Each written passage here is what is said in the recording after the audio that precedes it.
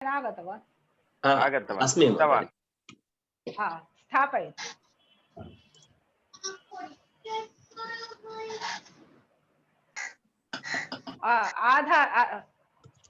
आधारः अधिकरणम् आधारो अधिकरणसंज्ञा भवति।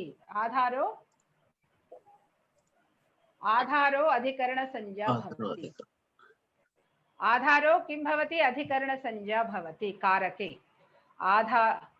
ఆధారో అధికరణ. ఇదంతా మీరు ఇంత కఠినమైన సంస్కృతం నేర్చుకోకండి. యహ ఆధారః తస్య అధికరణ సంజ్ఞా భవతి. ఇది ఇంత కఠినం తెలుసు. యహ ఆధారః క్రియా నిష్పత్తౌ యహ ఆధారః తస్య అధికరణ సంజ్ఞా భవతి. అధికరణ సంజ్ఞాయాః సప్తమి విభక్తి భవతి. ఇది ఈజీనా? సరళమేనా? ఏది ఆధారము? క్రియా నిష్పత్తిలో ఏది ఆధారము అది అధికరణం. అధికరణమైనప్పుడు దానికి సప్తమి విభక్తి. అత్ర స్థాల్యాం పచతి. ఇప్పటి వరకు మనం ఉదాహరణలు ఇవి చూసాం కాబట్టి ముందుకెళ్దామా?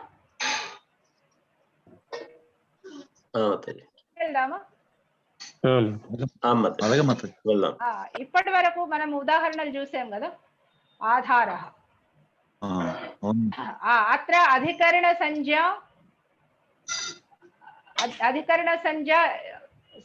संज्ञायाः सूत्रम् एकमेव अस्ति. अन्यत् पश्यन्तु. अनन्तरम् अधि शीं स्थासां कर्म. अत्र सावधानेन शृण्वन्तु. अधि शीं स्थासां कर्म. अधि शीं स्थासां कर्म. अधिपूर्वक अधि शीं स्थासां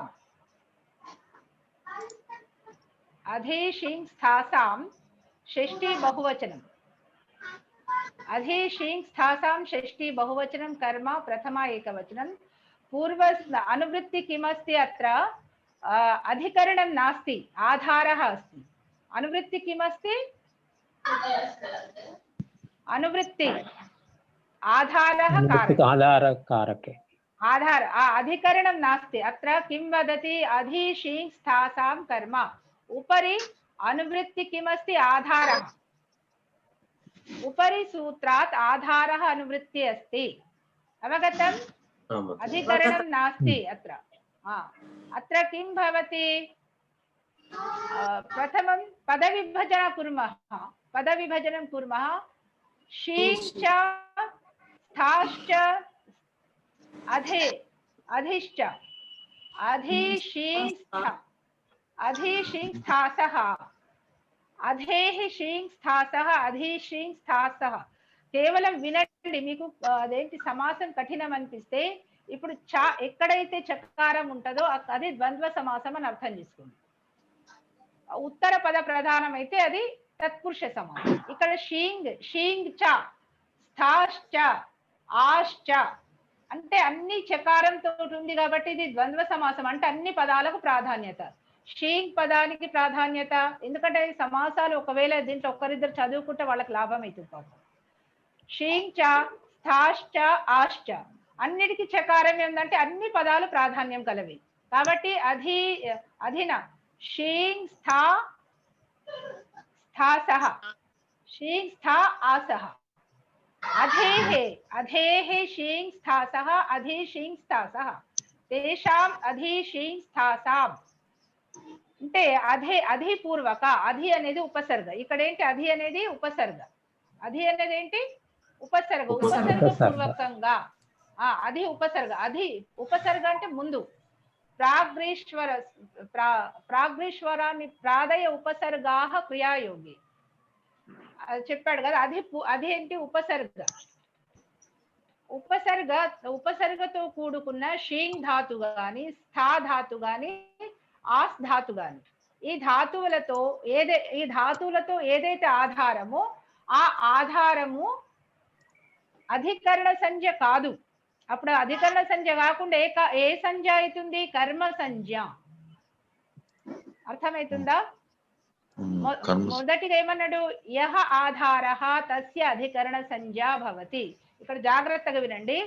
ఏదైతే ఆధారమో అది అధికరణం అని చెప్పబడ్డది మొదటి సూత్రంలో. సామాన్య సూత్రం ఏంటంటే ఆధారానికి అధికరణ సంజ్ఞ, కానీ అధిపూర్వకంగా షీంగ్ ధాతు గాని స్థా ధాతు గాని ఆస్ ధాతు గాని ఉంటే అప్పుడు అధికరణ దానికి ఆధారం ఏది ఉందో ఆ క్రియ యొక్క ఆధారము అందులో అధికరణ సంజ్ఞ ఉండదు. అప్పుడు ఏ సంజ్ఞ వస్తుంది? కర్మ సంజ్ఞ. కర్మ నామకరణం పెట్టాడు అక్కడ. కర్మాన్ని అది ఆధారమే. ఆధారం అంటే ఆటోమేటిక్ గా ఏమొస్తుంది? ఆధారమైనప్పుడు ఆధారమైనప్పుడు ఆటోమేటిక్ అధికరణం వస్తుంది. ఆధారం అంటే అధికరణం వస్తుంది. మొదటి సూత్రంలో మనకేం చెప్పిందంటే యహ ఆధారః సహ తస్య అధికరణ సంజ్ఞ భవతి. ఏదైతే ఆధారమో దానికి అధికరణ సంజ్ఞ అని అది సామాన్య సూత్రం చెప్పాడు కదా. ఆ తర్వాత ఆయన ఏమంటుందంటే అధిపూర్వక షీంగ్ ధాతు గాని స్థా ధాతు గాని ఆస్ ధాతు గాని వాటి యొక్క ఆధారం అయితే ఏదైతే ఉందో ఆధారం అనేది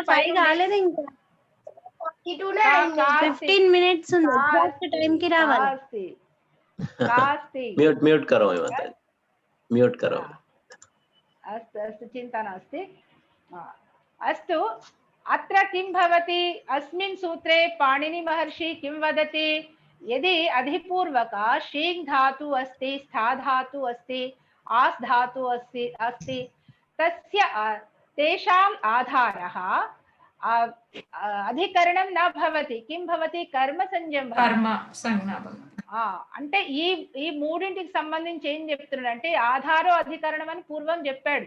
చెప్పిన తర్వాత మీరు అన్ని ఆధారాలకు అదే విధంగా వాడకండి, అది సామాన్య సూత్రం. ఇప్పుడు ఉదాహరణకి ఎకనామిక్స్ చదివే వాళ్ళకి తెలుసు, ధర తగ్గితే డిమాండ్ పెరుగుతుంది, ధర పెరిగితే డిమాండ్ తగ్గుతుంది కదా. ఒక రైస్ తీసుకుందాం, రైస్ ధర 6,000 నుండి 8,000 పెరిగింది అనుకోండి, అప్పుడు దానికి డిమాండ్ తగ్గుతుంది. 6,000 నుండి 4,000కు తగ్గింది అనుకోండి, డిమాండ్ పెరుగుతుంది. ఇప్పుడు తగ్గింది కదా, ఒక 4 బస్తాలు ఇంట్లో వేసుకోవచ్చు. ఇది సామాన్య సూత్రం కదా. ఇప్పుడు మనము కొట్లో వస్తువులు అది అంగట్లో వస్తువు ధర తగ్గినప్పుడు మళ్ళీ పెరగొచ్చులే, ఇప్పుడు 4 పెట్టుకుందాం అనుకుంటాం కదా, అనుకుంటామా లేదా?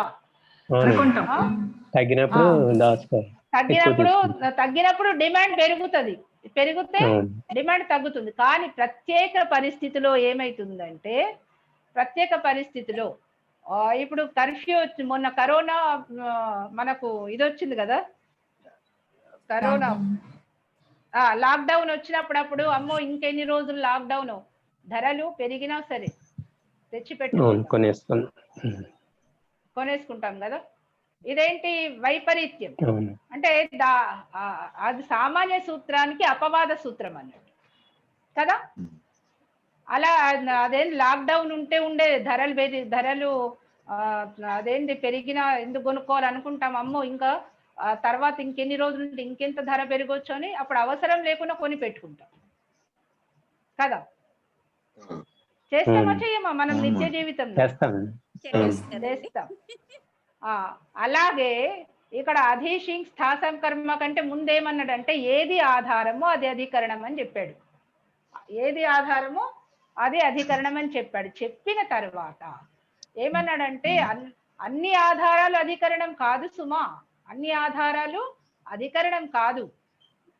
ఈ సందర్భంలో మనం కర్మ వాడాలి అని చెప్పి ఏమని చెప్తున్నాడంటే అధిపూర్వక షీంగ్ ధాతు గాని స్థా ధాతు గాని ఆస్ ధాతు గాని తేషాం ఆధారః యః అస్తి తస్య కర్మ సంజ్ఞా భవతి నా అధికరణం. ఎత్ర కర్మ భవతి కర్మణి ద్వితీయ విభక్తి భవతి. ఎక్కడైతే కర్మ ఉంటుందో దాన్ని అనుసరిస్తే కదా పాపం. కర్మకి పర్మిషన్ ఇచ్చిన తర్వాత కర్మను అనుసరిస్తుంది ద్వితీయ, అక్కడ సప్తమి రాధిక కదా. కర్మకు ఫ్రెండ్ ద్వితీయ, అధికరణంకు ఫ్రెండ్ సప్తమి, ఆపాదానానికి ఫ్రెండ్ పంచమి కదా. అయితే ఇప్పుడు కర్మ సంజ్ఞ వచ్చిన తర్వాత సప్తమి వస్తా అంటదా? రాదు. నేను రాను, నీ ఫ్రెండ్ తో నువ్వు వెళ్ళిపో ఉంటుంది. కాబట్టి కర్మకు ద్వితీయనే వస్తుంది కదా. చంద్రకళా భగిని సమ్యక్ అవగతం కఠినమస్తి. అవగతం బహేంజీ. అస్తు. అయితే ఇక్కడ ఏమై అధిపూర్వక షీంగ్ స్థా ఆస్ ధాతోః ఆధారః యః తస్య కర్మ సంజ్ఞా భవతి. ఎత్ర కర్మ సంజ్ఞా భవతి తత్ర ద్వితీయా విభక్తి భవతి. అతః గ్రామం అధిశేతే. మామూలుగా అయితే అధిశేతే అన్నప్పుడు ఇక్కడ ఏంటి శయన క్రియకి. శేతే అంటే ఏంటి శయనించడం, నిద్రించడం.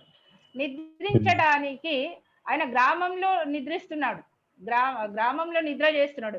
ఆ నిద్రించడానికి ఆధారం ఏంటి? ఆధారం గ్రామం. అప్పుడు గ్రామం ఆధారమైనప్పుడు పై సూత్రంతో మనకి ఏం రావాలా? గ్రామే రావాలి. అక్కడ అధి తీసేస్తే ఏమైతుంది? గ్రామే శేతే అనొచ్చు. అది లేకుండా కేవలం శేతే ఉంటప్పుడు ఏమనొచ్చు? గ్రామే శేతే. అధియుక్తంగా ఉన్నప్పుడు ఏమైతుంది? ద్వితీయ కర్మ అయ్యి గ్రామం అధిశేతే. గ్రామం కర్మ అయినప్పుడు గ్రామ ఏమైతే? గ్రామం. బాలక బాలకం. గ్రామం బాలక బాలకం కదా. గ్రామం అధిశేతే. అది పూర్వక లేకుండా స్వతంత్రంగా శేతే ఉంటప్పుడు ఏం చేస్తాం మనము? గ్రామే అంటాం. ఇప్పుడు ఈ కారకం మనకు పనికొచ్చిందా లేదా చెప్పండి? కారకం చదవాలా వద్దా? మనం అన్ని దగ్గర అవసరమే. తర్వాత గ్రామం అధి తిష్టతి. తిష్టతి అంటే అక్కడ టెహర్తా అన్నట్టు, ఇక్కడ అధిష్టాత. అంటే ఇక్కడ అధిష్టాత, దీనిలో మీనింగ్ వేరే ఉంది. గ్రామం అధితిష్టతి అన్నప్పుడు దానికి అధితిష్టతి అంటే అధిష్టాత. అధిష్టాత అంటే అధికారి. అవగతం. ఒకవేళ అధి తీసేసినప్పుడు ఏమైతుంది? గ్రామే తిష్టతి. అధి లేకుండా వాడితే ఏమైతుంది? గ్రామే తిష్టతి. ఎందుకంటే తిష్టతి అనే దానికి టెహర్తా, దాని యొక్క ఆధారం ఏంటి? గ్రామం కదా. అవునా కాదా? అధితో కలిపినప్పుడు ద్వితీయ వస్తుంది. అధి లేకుండా ఉంటే సప్తమి వస్తుంది. అర్థమైందా లేదా? అవగతం నా అవగతం?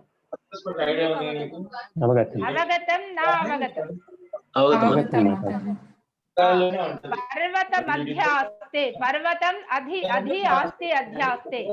పర్వత మధ్య ఆస్తే.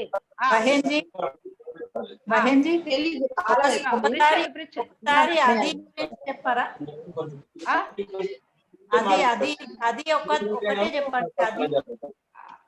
ఇప్పుడు అధి అనేది ఉపసర్గ. అది స్వతంత్రం కాదు. ఉపసర్గలు ఎప్పుడు కూడా అది శబ్దంతో కూడుకున్నప్పుడే దాని అర్థం, దాంట్లో అర్థము కనిపిస్తుంది ప్రత్యక్షంగా. అంతవరకు దానికి ప్రత్యక్షంగా కనబడదు. థింకింగ్ పడాలి కదా.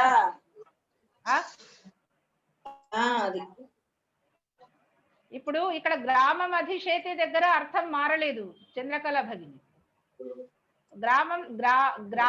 గ్రామే శేతే అన్న, గ్రామం అధిశేతే అన్న అంతే. గ్రామే శేతే గ్రామంలో అంటే ఊరిలో ఆయన ఆ ఊరిలో నిద్రించాడు. గుడిలో నిద్రించాము, ఊరిలో నిద్రించామంటాం కదా. నగరే శేతే, దేవాలయే శేతే. అప్పుడు దేవాలయే శేతే. ఒకవేళ అక్కడ అధి ఉన్నప్పుడు ఏమైతుంది? దేవాలయం అధిశేతే, గ్రామం అధిశేతే. అంటే ఒక్కటి మీరు ఇక్కడ గుర్తుపెట్టుకోవాల్సిన అవసరం ఏంటంటే, అధి అనే ఉపసర్గ ఉన్నప్పుడే అది కర్మ కారకంలో వస్తుంది. అధి అనే ఉపసర్గ లేకపోతే అధికరణ కారకంలోనే ఉంటుంది. అయితే అర్థమైందా మీకు? అధి అని ఎప్పుడైనా మీకు అదేంటి పుస్తకాలు రేపు కథలలో కానీ దేంట్లో చదివినప్పుడు అధికరణం అన్నప్పుడు ఆధారం అధికరణం సప్తమి రావాలి కదా. ఇక్కడ తప్పు చెప్పిందేమో అని సందిగ్ధత మనకు రాకూడదు. అధి అనే ఉపసర్గ ఉంటే ఆ ఉపసర్గతో ఇంకా ఏమేమి, అన్నిటికీ కాదు, కేవలం షీంగ్ స్థా ఆస్ 3 ధాతువులే. షీంగ్ స్థా ఆస్ ఈ 3 ధాతువులకి చెప్పాడు. లేకపోతే అన్ని ధాతువులకు అని చెప్పేవాడు. అప్పుడు సూత్రం వేరే రకంగా రాసేవాడు కదా. ఇది అర్థమైందా లేదా? ఇంకా అర్థం అయిందా లేదా? అర్థమైందంటే అందరికీ. చంద్రకళా భగిని భవతి ముద్దిశ్య అహం పృచ్ఛామి. ఇక్కడ వినండి, అధి అనేది ఉపసర్గ. అధి అనేది ఇక్కడ చూడండి, అధి పూర్వక్ షీంగ్ స్థా ఆస్ ఇన్కా ఆధార్ జో కారక్. ఇదంతా మీరు చదివితే మీకు అర్థం కాదు, నేను చెప్పేది వినండి. అధి అనే ఉపసర్గ ఉండి షీంగ్ గాని స్థా గాని ఆస్ గాని. షీంగ్ తోటి షేతే అంటే నిద్రించే అర్థం, స్థా అంటే తిష్టతి తిష్టతి అనే అర్థంలో, ఆస్ అంటే కూడా అదేంటి నివాసంలో వస్తా. ఆస్తే గ్రామం నివాసార్థంలో, రెహతా హై నివాసార్థంలో. ఈ మూడు ధాతువులు కూడా అధిపూర్వకంగా ఉంటే కర్మకారకమైతుంది. లేకపోతే వీటి ఆధారాలు ఏవైనా, పర్వతే వసతి, ఒకవేళ అధ్యాస్తే బదులు అక్కడ వసధాతు ఉందనుకోండి. వింటున్నారా లక్ష్మణరావు మహోదయ? పర్వతం అధ్యాస్తే ఉంది కదా, అక్కడ ఆస్తే బదులు పర్వతం అధ్యాస్తే ఉంది కదా, అధిపూర్వక ఆస్ ధాతు బదులు వసధాతు ఉందనుకోండి.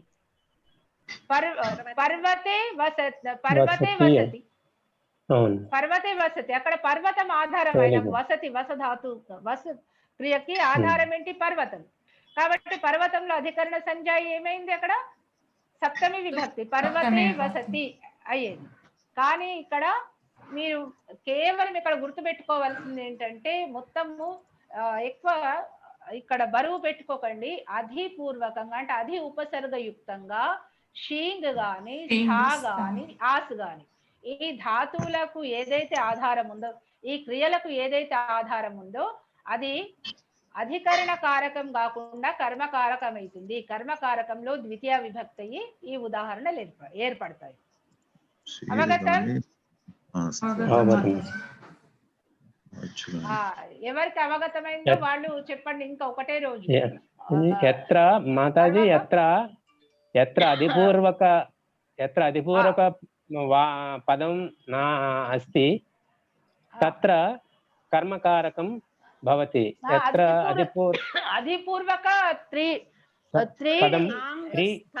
త్రీణి పదాలు, త్రయః ధాతు, అధిసింగ్ అధిస్థ త్రయః ధాతవః.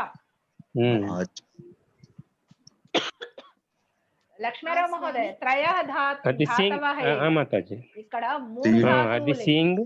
మూడు ధాతువులే, ఇంకా వేరే ధాతువులు కాదు. అధిపూర్వక షీంగ్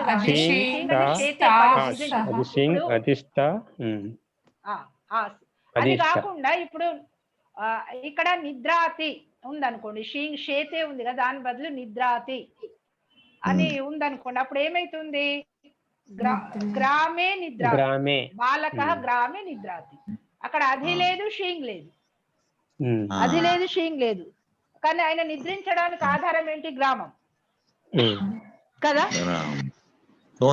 అక్కడ సప్తమి అవుతుంది, అక్కడ సప్తమి అవుతుంది. ఎందుకంటే అక్కడ ఆయన చెప్పిన ఈ సూత్రంలో చెప్పింది ఏంటి? అధి అనే ఉపసర్గతో కూడుకొని షీంగ్ గాని, తర్వాత స్థాధాతు అంటే తిష్టతి, తర్వాత ఆస్తే, ఇవి అదేంటి మూడు కూడా తిష్టతి. ఇవి పరస్మై పదులున్నాయి, రెండు ఆత్మన పదులున్నాయి. అయితే అలాంటప్పుడే ఏంటి?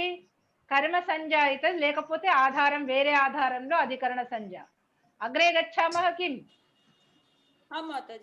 మహోదయ? అగ్రే గచ్చామః. అస్తు అస్తు అస్తు స్థాపయతు అన్యత్. కర్తురీప్సితు ఉపాన్ వధ్యాం వసః. అత్ర పశ్యంతు, అభినివిశ్చ తత్పూర్వం అభినివిశ్చ. అత్ర కర్మానువృత్తి अस्ति. అభినివిశ్చ, అభినివిషः షష్ఠి ఏకవచనం, చ అవ్యయం. అవ్యయం అంటే ఏమిటి అనేది ఒక సందేహం వచ్చింది మీకు. అవ్యయం అంటే దానికి శబ్ద రూపాలు ఉండవు. చా చే చాహ అనేది ఏముండదు. చం చౌ చాన్ చేన చాభ్యం చైహి ఇట్లా ఏముండదు. చా అన్ని దగ్గర అన్ని పురుషాలలో అన్ని వచనాలలో ఒకే రకంగా అంటే అవికారి శబ్ద తస్య పరివర్తనం న భవతి. అర్థమైంది? అవ్యయం అంటే ఏంటి? అవికారి శబ్ద తస్య పరివర్తనం న భవతి. శబ్ద రూపం ధాతు రూపం న భవతి, క్రియారూపం కిమపి న భవతి, కాల పరివర్తనం వచన పరివర్తనం కిమపి న భవతి. ఏది కాదు దాన్ని ఎప్పటికీ కూడా తటస్థంగా స్థిత ప్రజ్ఞులాగా ఉండేది. స్థిత ప్రజ్ఞులాగా ఉండేది అన్నట్టు. అవ్యయం జడము స్థిత ప్రజ్ఞుడు అనుకోండి. ఎందుకు పాపం జడం అంటారు? మంచి పేరు ఇద్దాం కదా. అభినివిషః షష్ఠీ ఏకవచనం చ అవ్యయం. సమాసః అభిశ్చ నిశ్చ అభిని తాభ్యాం విష్ ధాతు, తాభ్యాం విష్ అభినివిష్ తస్య ద్వంద్వ గర్భ పంచమి తత్పురుషః. అభి అనేది ఒక ఉపసర్గ, ని అనేది ఒక ఉపసర్గ. ఉపసర్గలు మీకు ప్రాదయ ఉపసర్గాః క్రియాయోగ్యన దాంట్లో మీకు ఆ సూత్రంలో నేను ఒకసారి మీకు పెడతాను, దాంట్లో చూసుకోండి. అభి అనేది ఒక ఉపసర్గ, ని అనేది ఒక ఉపసర్గ. పైనుండి మనకు ఏంటంటే కర్మ అనే అనువృత్తి వస్తుంది. కర్మ అనువృత్తి వస్తుంది. అధి షీంగ్ స్థాసాం కర్మ ఉంది కదా, అక్కడ నుంచి కర్మ అనువృత్తి వస్తుంది. కర్మ శబ్ద అనువృత్తి. కదా ఆగచ్చతి కదా నా ఆగచ్చతి చంద్రకళా భగ్ని సదృశ అస్తి. అస్తు. అభిశ్చ నిశ్చ అభిని అంటే అభి అనే ఉపసర్గకు అంతే ప్రాధాన్యత, ని అనే దానికి అంతే ప్రాధాన్యత. తర్వాత అభి తాభ్యాం విష్ అంటే ధాతు విష ప్రవేశదాంతం. ప్రవేశంలో విష ధాతు ఉంది. అయితే విష్ అంటే అదేంటి హలాహలం కాదు. ఇక్కడ విష్ అంటే హలాహలం కాదు. విష్ అంటే నివాస విషయ వాసన.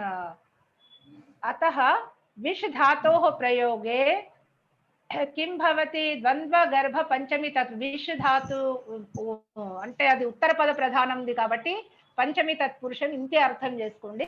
తర్వాత సమాస ప్రకరణం వచ్చినప్పుడు మీకు ఇవన్నీ గుర్తుకుంటే అప్పుడు ఈజీగా చదువుకోవచ్చు. అనువృత్తి అస్తి కర్మ ఆధార, కర్మ ఉపరి ఆధార. ఇవన్నీ మనకు సందేహం వస్తుంది. కర్మ సంజ్ఞ ఉన్నప్పుడు మరి అదేంటి కర్తూరీప్సితమం కర్మ అని పెట్టే దాంట్లో పెట్టొచ్చు కదా. మీకు వచ్చిందా లేదా ఆలోచన? ఆ కర్మ కారకంలో పెట్టకుండా ఈ అధికరణ కారకంలో ఎందుకు పెట్టాడు అంటే ఇక్కడ ఆధారము, అక్కడ ఇప్సితము, ఇక్కడ ఆధారం. ఆధార అధికరణం నుండి ఆధార అనే అనువృత్తి వస్తుంది చూడండి. ఆధార అనే అనువృత్తి వస్తుందా లేదా?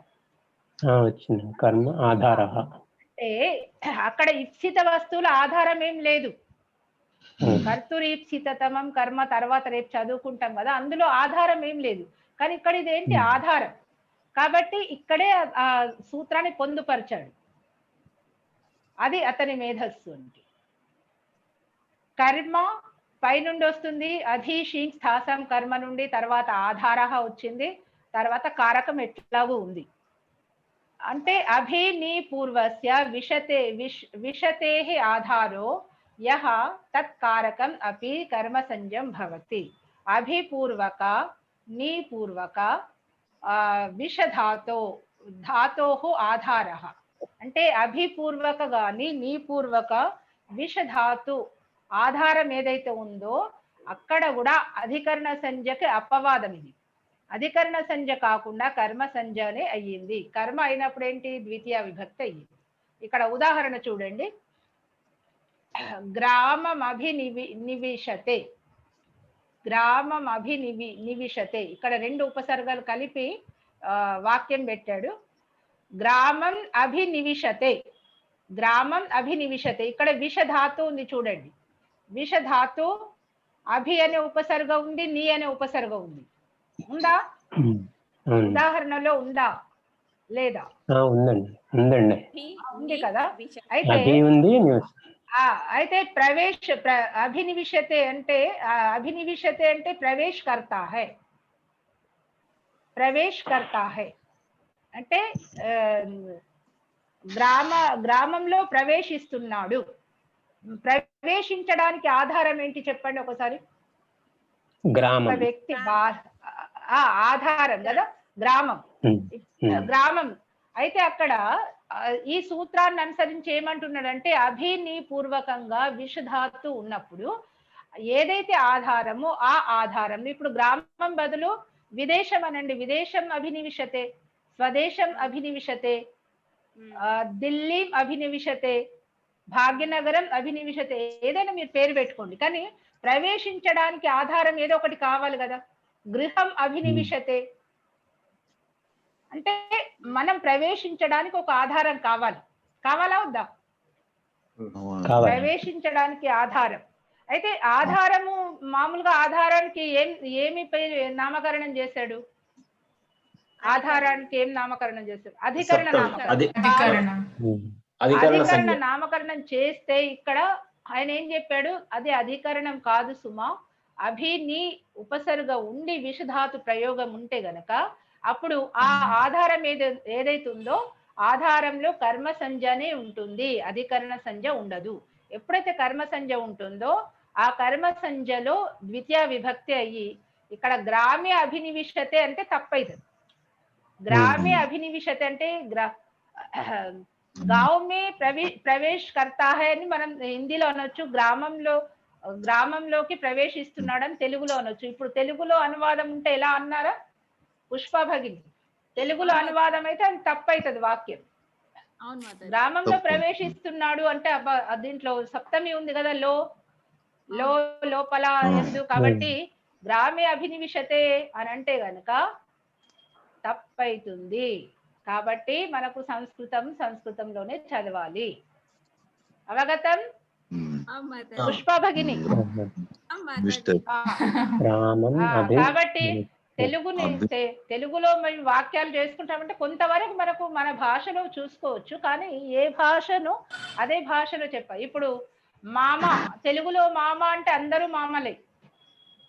మన మేనమామ మామనే, భర్త తండ్రి మామ, భార్య తండ్రి మామ, బయట ఎవరైనా మామ, తర్వాత మేనత్త భర్త మామ, అందరూ మామలే. కానీ హిందీలో కానీ సంస్కృతంలో అట్లా కాదు. మాతుహు భ్రాత మాతులహ అంటే తల్లి అన్న గాని తమ్ముడే మాతులహ. మిగతా వాళ్ళు ఎవ్వరు కూడా మాతులహ కాదు. అర్థమైందా? తల్లి అన్న గాని తమ్ముడు అంటే తల్లి సోదరుడే మాతులహ. తల్లి సోదరుడే మాతులహ, మిగతా ఎవ్వరు మాతులహ కాదు. అట్లా ఆయన మరి మిగతా మేనమామ వరుసలో ఏమని పిలుస్తారు మరి అప్పుడు? అందులో వాళ్ళే రకరకాల వరుసలు. ఆవుత్తహ కాదు, శ్వసురహ ఉన్నాడు. అదే భర్త తండ్రి భార్యకు శ్వసురహ, భార్య తండ్రి భర్తకు శ్వసురహ. తర్వాత అదేంది ఈమె పితృస్వస ఎవరు అంటే మేనత్త. పితృస్వస అంటే మేనత్త భర్త కూడా అది చూడాలి. అయితే ఇట్లా భిన్న భిన్నంగా ఉన్నాయి. అందరూ మామలు కాదు, అందరూ అత్తలు కాదు. మన దగ్గర అందరూ అత్తలే, అందరూ మామలే. అంటే భాష ఒక్కొక్క భాషలో ఒక్కొక్క పద్ధతి ఉంటది. కాబట్టి మనం అనువాదం కంటే భాషకు ప్రాధాన్యత ఇచ్చి నేర్చుకోండి. మీకు అందుకే మొదటిగా మాట్లాడే పద్ధతి నేర్పించిన తర్వాత శబ్ద రూపాలు, ధాతు రూపాలు కొంతవరకు నేర్పించిన వాటిని మీకు కారకాలలో చూపిస్తాం. ఇంకా కొత్తగా ఏమి చెప్పడం లేదు కదా. చెప్తున్నానా కొత్తగా? ఏం చెప్పడం లేదు కదా. బహెన్జీ ఇక్కడ మీరు చూసుకోండి. బహెన్జీ ఇప్పుడు ఆ. సంస్కృతంలోని ప్రతి అక్షరము వైజ్ఞానికము అని చెప్పిండ్రు కదా. ఆ. అయితే ఇప్పుడు కన్ను నయనం అంటే నయతి ఇది నేత్రం అని అట్లా అన్నట్టుగా ఇప్పుడు మాతులహ అని అంటే అమ్మకు సమానమైన వాడు, అమ్మ లాంటి ప్రేమ అట్లా అని అనుకోవచ్చా? అట్లా అంతే అంటే దాంట్లో పద ఉత్పత్తి ఉంటది చందు. క్షమ్యతాం అన్యత్ర వదామి తాదృశం తదేవాహం ఇచ్చామి, అన్యత్ర తదేవ ఇచ్చామి.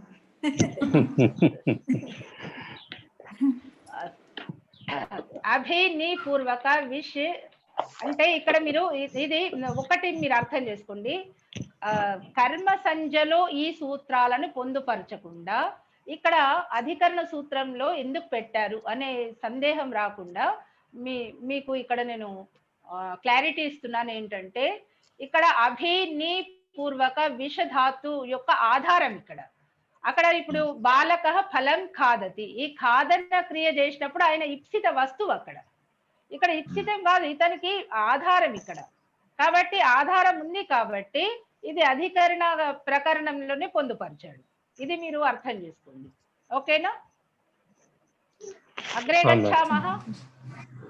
ఇది ఇక్కడ అర్థమైందా లేదా మీకు? మీరు ఇంత ఎక్కువ అర్థం చేసుకోకండి. అభిని పూర్వక అంటే అభినితో యుక్తమైన విషధాతు ప్రయోగంలో ఏదైతే ఆధారం ఇక్కడ గ్రామం అభినివిశతే అన్నప్పుడు ఏమైతుంది? గావమే ప్రవిష్టు హోతా హై. ఈ ప్రవేశించే దానికి ఆధారం ఏంటి? అక్కడ గ్రామమే ఉండొచ్చు, గృహమే ఉండొచ్చు, విద్యాలయమే ఉండొచ్చు. విద్యాలయం అభినివిశతే, విద్యాలయంలో ప్రవేశిస్తున్నాడు. గృహం అభినివిశతే, గృహంలో ప్రవేశిస్తున్నాడు. అంటే ప్రవేశించడానికి అది ఆధారం. కానీ ఇక్కడ ఫలం ఆధారం కాదు.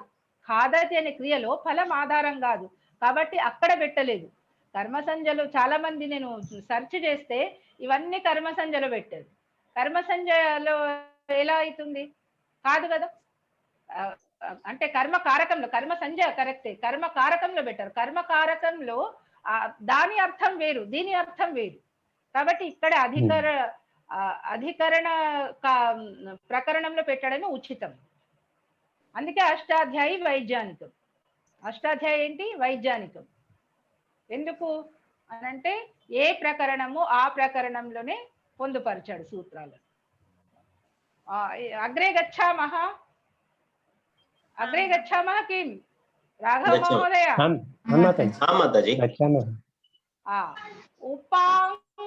ఉపాన్ వధ్యాం వసః, ఉపాన్ వధ్యాం వసః, ఉపశ్చ అనుశ్చ, ఉపాన్ వధ్యాం వసః, ఉపశ్చ అనుశ్చ అధిశ్చ ఆంచ. ఎన్ని ఉన్నాయి ఇక్కడ ఉపసర్గలు? అంటే ఒక ఉపసర్గ, అను అనే ఒక ఉపసర్గ, అధి, ఆంగ్, 4 ఉపసర్గలు. తేభ్యో వస్ ధాతు నివాస. ఉపాన్ వధ్యాం వసః తస్య ద్వంద్వ గర్భ పంచమి తత్పురుషః. ఇక్కడ మొదటిగా ద్వంద్వ సమాసము, తర్వాత తత్పురుష సమాసం ఏర్పడ్డది. ఆ తత్పురుష సమాసంలో పంచమి విభక్తి సంబంధించింది కాబట్టి పంచమి తత్పురుష అన్న. ద్వంద్వ గర్భ పంచమి తత్పురుష. అనువృత్తి ఆధార, అనువృత్తి ఆధార, కర్మ कारके कर्म आधार. कारके अस्ति अनुवृत्ति, कर्म अस्ति पदम आधार. उप अनु अधि आंग इत्येवं पूर्वस्य वसतेः आधारो यः कर्मसंज्ञं भवति. उप अनु अधि आंग అని వాటి యుక్తమైన వస ధాతుకి ఏదైతే ఆధారమో ఆ ఆధారంలో కూడా కర్మ సంజ్ఞ, అధికరణ సంజ్ఞ నాస్తి. కర్మ సంజ్ఞ ఎత్ర కర్మ సంజ్ఞ భవతి తత్ర ద్వితీయా విభక్తి ఆగచ్చతి. అహం అనుసరామి ఇతి వదతి, అహం భవతః మిత్రం అస్తి అహం అనుసరామి ఇతి వదతి. ద్వితీయా విభక్తి కర్మ సంజ్ఞ. కర్మస్య ఘనిష్ట మిత్రః ద్వితీయా విభక్తి. కర్మ సంజ్ఞ యొక్క ఘనిష్ట ఎట్లయితే శివప్రసాద్ మహోదయ అస్తి, ప్రతిదినం ఆగచ్చతి నా ఆగచ్చతి సార్. అస్తు. గ్రామముపవసతి సేన, పర్వతముపవసతి సేన, గ్రామం అనువసతి సేన, గ్రామం అధివసతి సేమ, గ్రామం ఆవసతి సేన. ఒకటి అంటే ఇక్కడ ఉపవసతి టెహర్నా అంటే నివసించడం. వసతి అనే దాంట్లో కూడా ఒకవేళ ఉప అను అధి ఆంగ్ లేకుండా గ్రామే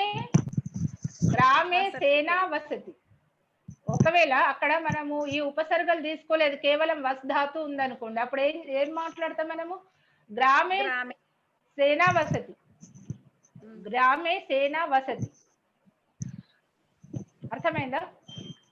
కేవలము ఉపసర్గ యుక్తం కాకుండా, ఇక్కడ ఉపసర్గ లేదు, ఉప లేదు, అను లేదు, అధి లేదు, ఆంగ్ లేదు, ఈ 4 ఉపసర్గలు లేకుండా కేవలం వసధాతు ప్రయోగం చేసినాం అనుకోండి.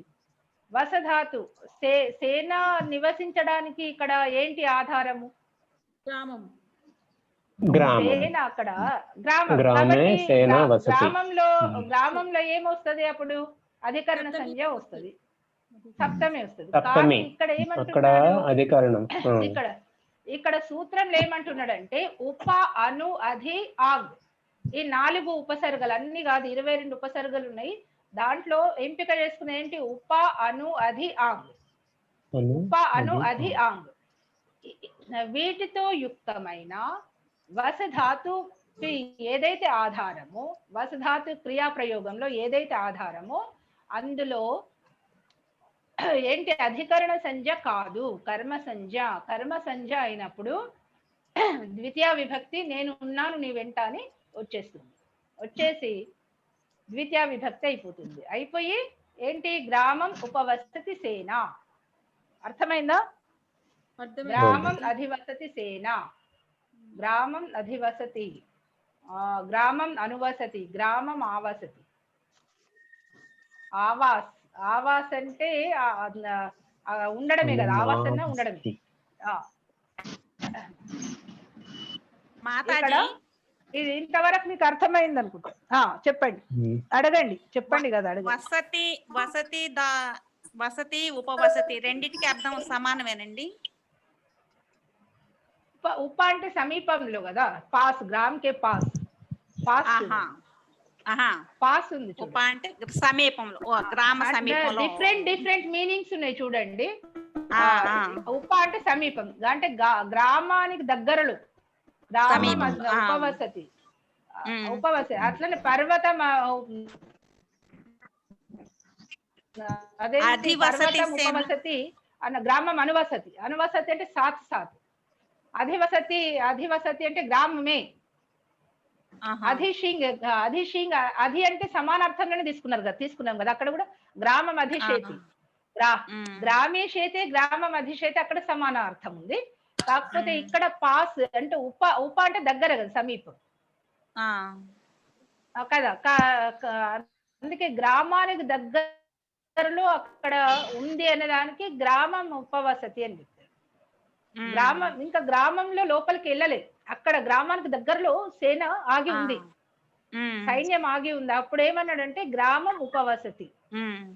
తర్వాత పర్వతం ఉపవసతి లేదా గ్రామం అనువసతి. పర్వతం పక్కన పెట్టే గ్రామం అనువసతి. అనువసతి, అను అంటే వెంట సాత్ అంటే గ్రామానికి దగ్గర కూడుకొని, గ్రామానికి కూడుకొని సాత్. తర్వాత గ్రామం ఆవసతి అంటే అప్పటికి గ్రామంలో ప్రవేశిస్తుంది. ఎంత క్రియలలో ఎంత దగ్గర సంబంధం ఉంది చూడండి.